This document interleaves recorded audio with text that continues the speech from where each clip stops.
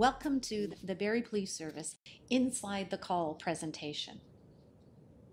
Some photos used for this presentation were taken pre-COVID-19 pandemic, when physical distancing and increase of personal protective equipment was not occurring.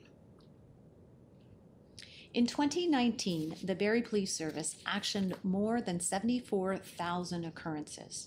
In our community, you may have seen us at a traffic collision, at a home, at a community event or meeting, passing by you with lights and sirens on, or maybe you have driven by a closed-off area for a serious investigation.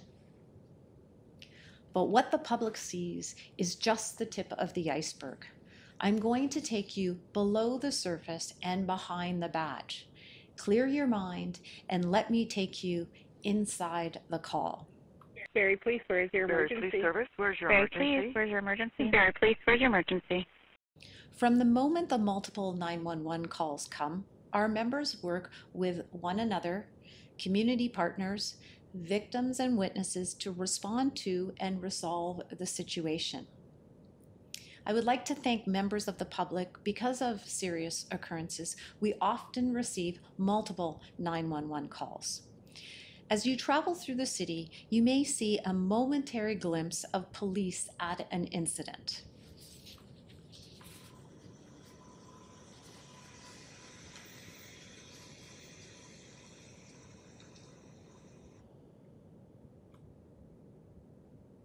Or maybe you saw a social media post advising of traffic impacts, or a media release advising of an arrest, or seeking assistance with identifying a person of interest or a missing person. But what really takes place before and after you drive by a scene? Our communications unit call takers answer 911 calls from a witness. There is a serious personal injury. The male driver of the first car has taken off running. The female driver of the second car appears badly injured, and her young daughter is in the back seat crying. Please hurry, please send help. Our communication unit dispatcher quickly sends the closest police officer to the scene. Lights and sirens help them get there safely. The witnesses are still on the phone, providing updates to the dispatcher. Arriving on scene, the officer quickly realizes that this is a serious collision and he will need backup. He radios in for more officers, including ones from the traffic unit, and requests the dispatcher put a rush on the paramedics for the injured driver. At the same time, dispatch reports that the first vehicle, whose driver fled, is on file as being stolen. The patrol sergeant decides to call out the K9 unit with the help from Tactical Support Unit. They start a K9 track to search for the driver. More officers are required to set up a perimeter to assist with the track. County of Simcoe paramedics arrive and decide to transport Mum to the hospital with the help of a police escort. The girl's father arrives on scene to pick up his daughter. Tow trucks arrive to clear the vehicles from the scene. The first vehicle will be towed to police headquarters at the Barrie Simcoe Emergency Services campus for fingerprinting by forensic identification officers. Barrie Fire and Emergency Services attend to clean up the hazardous material spilled from the damaged vehicles. Now, remember earlier the scene that you drove by? Well, good news. The K9 unit located and arrested the male driver a short distance away. He is arrested and placed into the back seat of a cruiser, which is what you saw when you drove by. The traffic officer will stay on scene as the roads open, taking statements and gathering any additional information needed to upload to the digital evidence management system. The male under arrest is transported to police headquarters, where he is booked in by a civilian special constable booker and a booking sergeant, and he's provided an opportunity to speak with duty counsel. He is lodged in a holding cell that is cleaned and sanitized by the City of Barrie custodians. Criminal investigations detectives prepare to interview the male in relation to the ongoing investigation, and our technological crimes officer is asked to review the cell phone of the driver for evidence. Some of the involved officers sit down to write their notes and complete reports while the occurrence is fresh in their minds. This is important as they need to testify at a court trial to everything they have seen or done at the call. All property seized for evidence from the scene is then lodged in the property and evidence unit. The officer who was first on scene is still at the hospital with Mom. She is in serious, non-life-threatening condition and ready to give her statement soon. The officer provides victim crisis assistance and referral service information to the victim and her family, which is accepted gratefully. Back at the station, the male in custody is monitored regularly. The booker takes his fingerprints and photographs and prepares for the male's video appearance in bail court to answer to the charges. At the same time, the male's girlfriend calls station duty officer and demands to speak with her boyfriend. She is crying and making threats of harming herself. The Community Outreach and Support Team, or COAST, is notified. This team, consisting of a non-uniformed police officer and a Canadian Mental Health Association crisis worker, is dispatched to her location to ensure her safety. The duty staff sergeant notifies our wellness coordinator and provides her a summary of the call. This call might be brushed off as just another day in the office, but it is the repeated exposure to these types of events that can wear on an officer. As part of the service's commitment to mental health, our wellness coordinator pays close attention to the types of calls our members respond to and any cumulative stress that can be occurring. In some serious situations, such as those involving a fatality, incidents involving children, or tragic incidences, a critical incident stress debrief may be scheduled to address any negative effects before they impact an officer's mental health.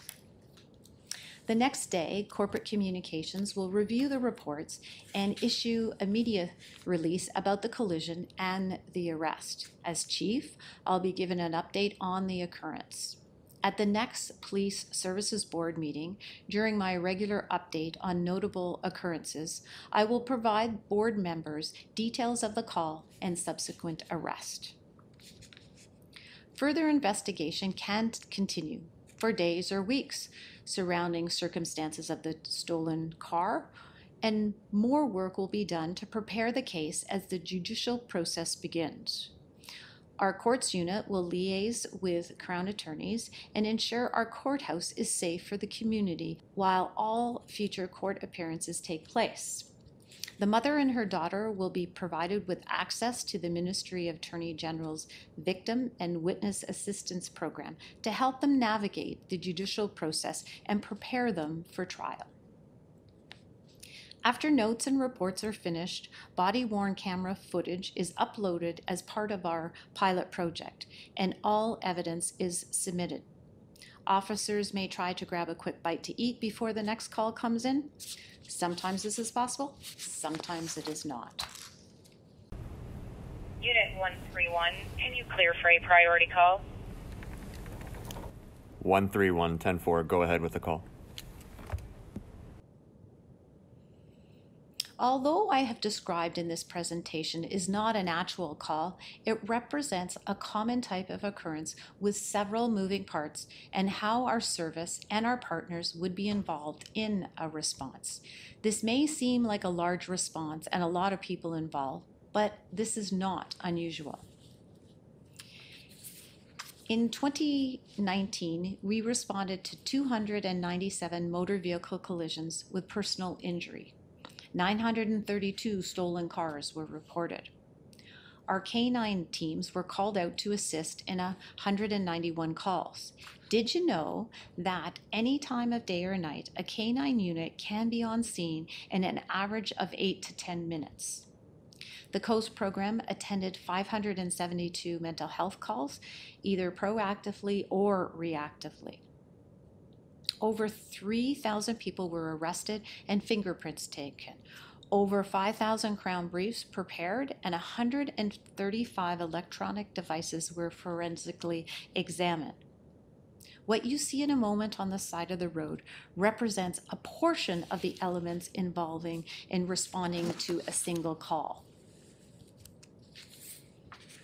Several elements of the Barrie Police Service were highlighted in this scenario. There are many areas of the service that were not included, but are still important to our ability to respond when the community needs us, including community response, training, street crime, recruiting, strategic planning, fraud, alternative response, finance, professional standards, community services, crimes against persons, quartermasters, human trafficking, homicide, fleet, risk management, and IT. Civilians work alongside sworn officers throughout our organization whenever possible, and we pride ourselves on the sustainability of our service. Our members work to ensure that they respond quickly, act effectively, and resolve the situation as efficiently as possible. With every occurrence our members are involved in, they are upholding our service's vision, mission, and values, and supporting our 3 strategic priorities. Criminal or non-criminal, emergency or non-emergency, we answer the call, all to keep our community one of the safest in Canada. We know that many of you have likely never experienced a serious traumatic call from the inside, from start to finish, from hysterical screams over the phone in our communications center to quiet tears in a courtroom as a guilty verdict is read. Our members have, our members do every day. With the city of Barrie projected to grow to a population of 210,000 people in less than 10 years, we know that our role will become that much more challenging.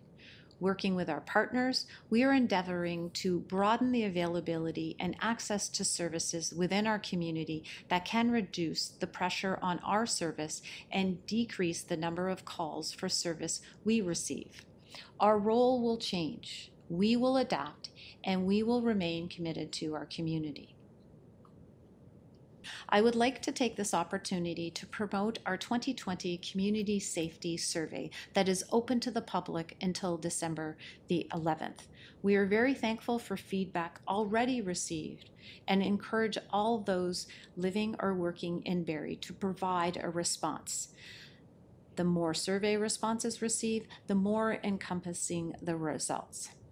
Thank you. I hope you enjoyed your glimpse inside the call for the Barrie Police Service.